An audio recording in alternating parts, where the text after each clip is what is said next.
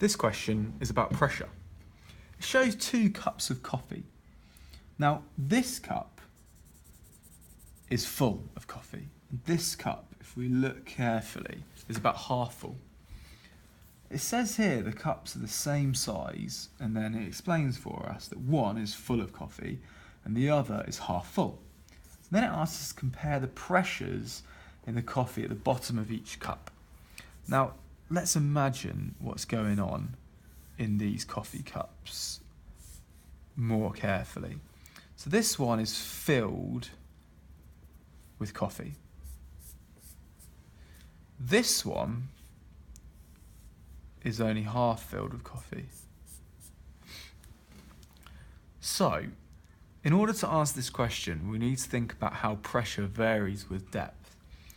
Now, the equation for that tells us that the change in pressure is equal to the density of the liquid multiplied by the acceleration due to gravity multiplied by the depth or the height that we're at.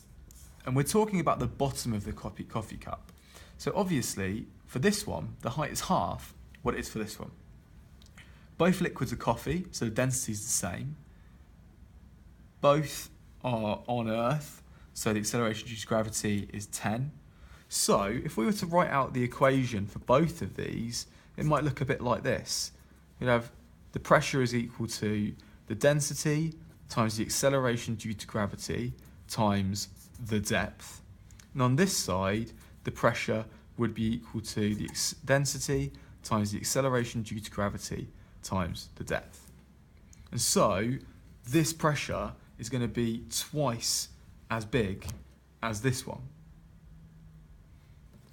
So now it's about constructing this into 4 points. Now I think the first thing we can just say is that the pressure will be greater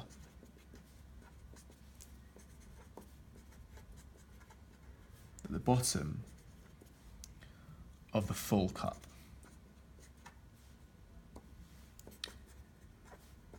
This is because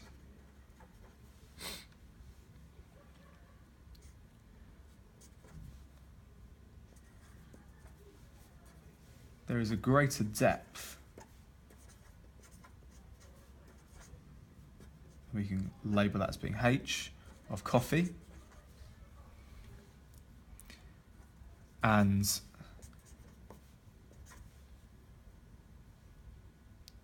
they are both in the same G, or acceleration due to gravity. And then the last thing that we could say is that this is all governed by this equation. So we can just say that and pressure equals density times acceleration due to gravity times height.